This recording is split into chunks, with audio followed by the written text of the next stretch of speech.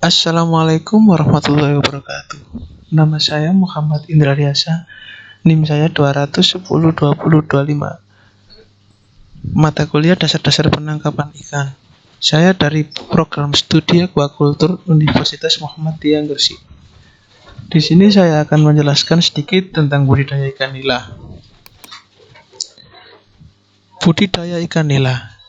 Ikan nila atau yang disebut dengan Oreochromis niloticus merupakan ikan yang dapat hidup dalam kondisi lingkungan yang memiliki toleransi tinggi terhadap kualitas air yang rendah atau memiliki tingkat adaptasi yang baik dan mudah berkembang biak, sehingga mempunyai kemampuan adaptasi yang baik dan mudah berkembang biak. Tahap-tahap pembenihan ikan nila. Yang pertama ada seleksi induk, kemudian pemijahan, dilanjut dengan penanganan telur, kemudian penanganan larva dan perawatan benih, kemudian standar hasil. Pembenihan nila yang populer. Yang pertama ada massal atau ekstensif, kemudian hapa atau insentif, keramba atau insentif, bak atau insentif. Pemijahan jantan banding betina, yaitu setengah atau sepertiga atau seperempat. Ukuran lebih dari 100 gram, hasil optimal 100-300 gram. Penggunaan 2-3 tahun. Padat tebar 1-5 individu per milimeter. Pakan 1-2%. Amati setelah 3 hari. Untuk penetasan buatan atau 7 hari untuk alami. Kawin massal jantan 100, betina 300 untuk mengurangi penurunan kualitas benih.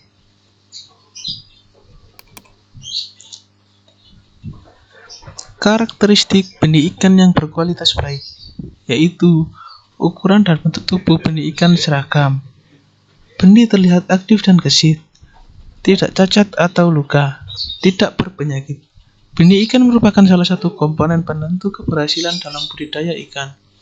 Oleh karena itu, memilih benih ikan yang baik dengan cara yang benar merupakan hal yang wajib dilakukan oleh calon pembudidaya ikan.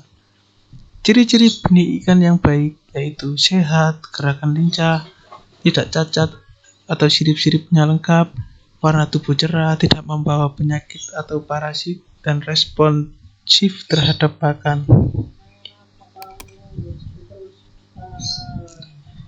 Cara paling gampang melihat ikan yang sehat adalah dengan melihat arah berenang mereka. Ikan yang sehat akan berenang melawan arus, sehingga akan selalu berada pada bagian air masuk. Sebaliknya, ikan yang tidak sehat atau lemah akan berada pada bagian pembuangan air atau berdiam diri di dasar bak.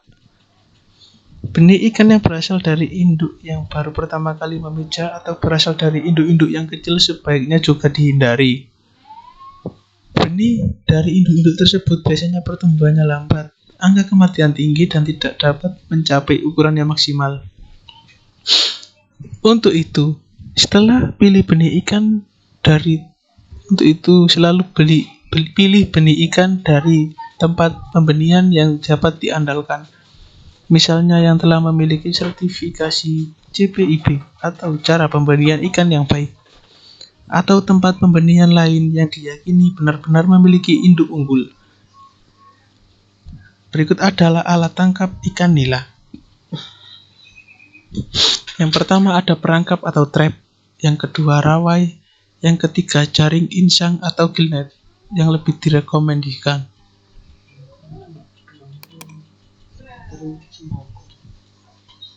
Cara kerja alat tangkap. Alat tangkap gillnet merupakan alat tangkap yang ramah lingkungan karena alat tangkap gillnet menangkap ikan dengan target spesifik atau tepat sasaran.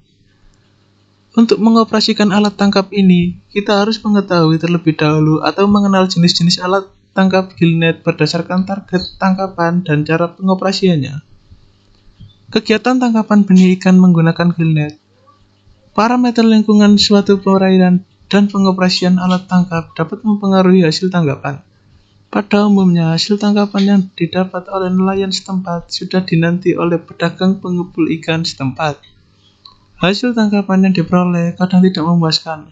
Hal ini dikarenakan banyaknya nelayan asing atau daerah luar yang menggunakan mini trawl pada pukat kerang, dan hal ini juga menyebabkan daerah pengoperasian menjadi keruh. Kisaran hasil tangkapan yang didapat selama penelitian yaitu berkisar antara 6,5 kg sampai 8,1 kg per hari.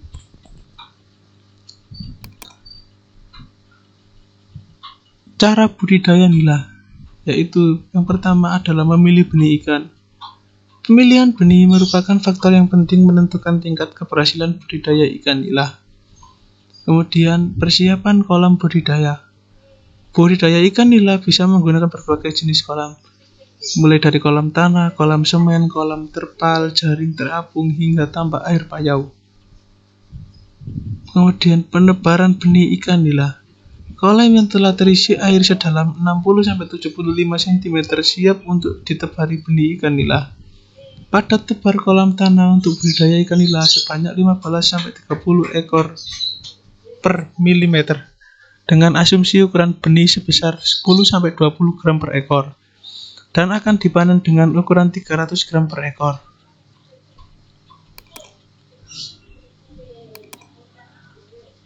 Berikutnya ada pemeliharaan budidaya ikan nila. Setelah semua persiapan selesai dilakukan dengan benih sudah ditebarkan ke dalam kolam, langkah selanjutnya adalah merawat ikan hingga usia panen. 3 hal yang paling penting dalam pemeliharaan budidaya ikan nila adalah pengelolaan air, pemberian pakan, dan pengendalian hama penyakit.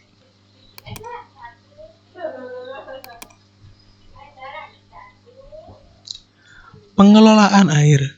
Agar pertumbuhan budidaya ikan nila maksimal, pantau kualitas air kolam. Parameter penentu kualitas air adalah kandungan oksigen dan pH air. Bisa juga dilakukan pemantauan kadar CO2, NH3, dan H2S bila memungkinkan. Kemudian pemberian pakan. Pengelolaan pakan sangat penting dalam budidaya ikan nila. Biaya pakan merupakan komponen biaya paling besar dalam budidaya ikan nila. Berikan pakan berupa pelet dengan kadar protein 20-30%. Pengendalian hama dan penyakit. Seperti yang telah disebutkan sebelumnya, ikan nila merupakan ikan yang tahan banting. Pada situasi normal, penyakit ikan nila tidak banyak mengkhawatirkan. Namun, bila budidaya ikan nila sudah dilakukan secara intensif dan massal, resiko seragam penyakit harus diwaspadai. Berikut yaitu adalah pemanenan ikan nila. Waktu yang diperlukan untuk budidaya ikan nila mulai dari penebaran benih hingga panen mengacu pada kebutuhan pasar. Ukuran ikan nila untuk pasar domestik berkisar 300-500 gram per ekor. Untuk memelihara ikan nila dari ukuran 10-20 gram hingga menjadi 300-500 gram dibutuhkan waktu sekitar 4-6 bulan. Hanya itu yang bisa saya sampaikan, kurang lebihnya mohon maaf. Wassalamualaikum warahmatullahi wabarakatuh.